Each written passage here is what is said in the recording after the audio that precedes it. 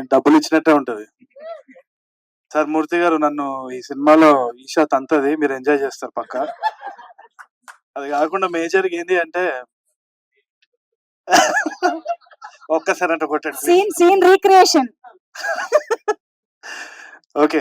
But జెన్యూన్‌గా నాకు ఇదొక ప్యాషనేట్ ప్రాజెక్ట్ అన్నమాట.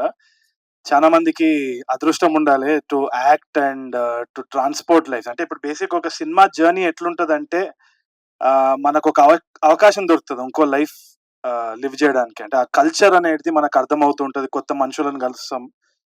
డైలాగ్స్ గాని, ఆ క్యారెక్టర్‌లో we start living that character. వాళ్ళ ఇంట్లల్లో వాళ్ళ ఫ్యామిలీ, ఫ్రెండ్స్ అంతా కూడా. సో ఒక ఆపర్చునిటీ ఇంకో లైఫ్ లివ్ చేయడానికి. సో నాకు ఆపర్చునిటీ కలిగించిన సృజన్‌కి అండ్ సజీవ్‌కి, all these wonderful people I worked with, Vinod గారు అండ్ ధీరజ్. నిన్ను పొగుడుతాను నేను లైఫ్‌లో అనుకోలే గాని. నందు, బ్రహ్మాజీ సార్ వస్తే ఆ వైబ్ వేరే ఉంటది. అండ్ తప్పకుండా బ్రహ్మాజీ సార్ అన్నారు కదా, పేరు వస్తుంది ఈషాకి, తరుణ్ కని. యాక్చువల్లీ ఫస్ట్ బ్రహ్మాజీ గారే టాప్. ఆయన వచ్చినప్పుడు అందరు విజిల్ కొడతారు. That's the way his character is అన్నమాట. చాలా చాలా బాగా చేసినారు అందరు కూడా.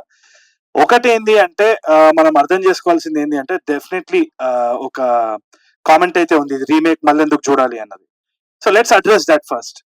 రీమేక్ అన్నది అది ఆ టాపిక్ నేను మళ్ళీ వస్తా గానీ, ఇప్పుడు గోదారి యాస అన్నది అండ్ ఇంకోటి ఆ కల్చర్ ఏదైతే ఉందో రాజమండ్రిలో పోయి when we shot mid summer, ఆ ఫుడ్ గానీ, అక్కడ ఉన్న జనాలు గానీ, అక్కడ ఉన్న వాతావరణం, వాళ్ళు మాట్లాడే తీరు ఏదైతే ఉన్నదో దాన్ని యాజ్ ఇట్ ఈస్ ఒక సినిమాటిక్ ఎక్స్పీరియన్స్ ఇవ్వడం అంటే ఇది ఈ సినిమానే రీసెంట్ టైమ్స్ లో.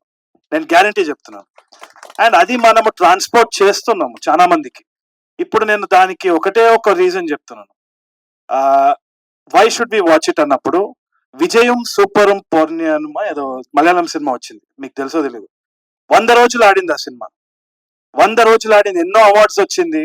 అక్కడ మలయాళం ప్రెస్ కానీ, ఆడియన్స్ కానీ చాలా చాలా ఆదరించినారు ఆ సినిమాని. అది పెళ్లి చూపులు రీమేక్. సో ఒకటే చెప్తున్నా, ఇట్ డస్ నాట్ మ్యాటర్. దీంట్లో ఆనెస్టీ మీకు కనిపిస్తుంది, కనిపించకుంటే చూడకండి, నలుగురికి చెప్పని చూడొద్దని చెప్పేసి అంతే. అంతకంటే ఏం చేస్తాం. కొత్త టెక్నీషియన్స్ వచ్చినారు, we wanted to take a risk. దీంట్లో జెన్యున్ గా ఎవరికి they came out of love.